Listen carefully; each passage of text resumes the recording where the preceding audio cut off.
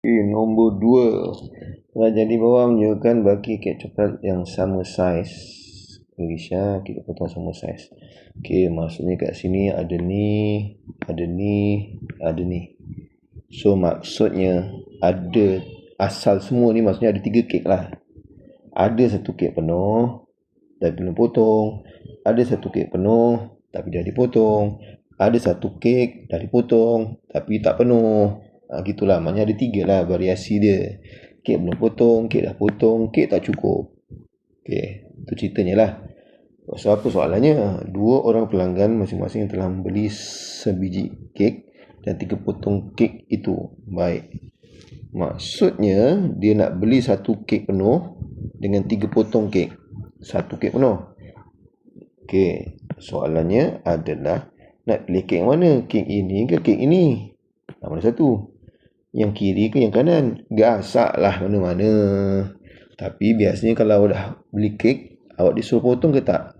Mungkin ada yang tak nak potong. Tak nak potong, ambil lah yang ni. Ambil lah yang ni. Kalau dah potong, ambil lah yang ni pula. Tapi yang 3 potong tu, janganlah kau ngada-ngada ambil daripada yang cukup. Cuba tengok ada yang tak cukup ni, ada tak 3 potong? Ada ni kan 3 potong. Sebab kenapa? Kalau awak perasan, ni dengan ni dipotong sama. Potong berapa tu? Kira kat sini. 1, 2, 3, 4, 5, 6, 7, 8. Dipotong 8. Ini pun potong 8. Cuma sekarang tinggal 5. Dah ambil 3. So tinggal berapa? Tinggal 2. Tadi dia dah ambil yang ini. Katakanlah awak nak ambil yang potong. Ambil yang ini. Tinggallah yang ni. Ni. Jadi tinggallah 1 kek penuh. Tak kisahlah yang dia potong ke dia potong. Tinggallah lagi 2 bahagian daripada 8. Okey, dah. So dari segi ceritanya betul lah tu. Tapi inilah yang dinamakan ilmu. Hebatnya ilmu Allah Subhanahu Wa Taala tu. Dia tak nak jawapan 1/28. Dia nak jawapan 1/4. Kenapa? Sebab pecahan boleh dipermudahkan.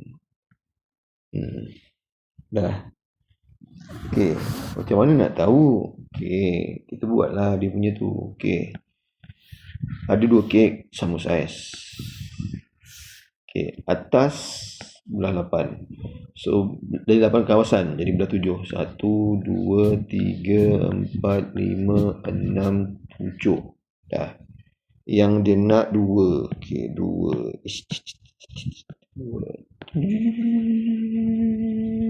Okey, dah. Yang bawah ni pula dia belah 4. 1, 2, 3. Dah jadi 4 kawasan lah. Okey, lagi sekali ya, belah menjadi 4 kawasan. Nak belahnya 3. So benda alam ni sama juga dengan yang ini keluasannya. Itu yang jadi kenapa 1/2/8 tu dia jadi 1/4.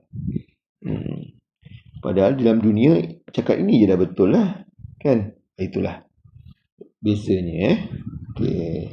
Baik, tapi pada cikgu kalau awak dah jawab 2/8 ni, it's okay. Tak apalah. Alright, itu saja.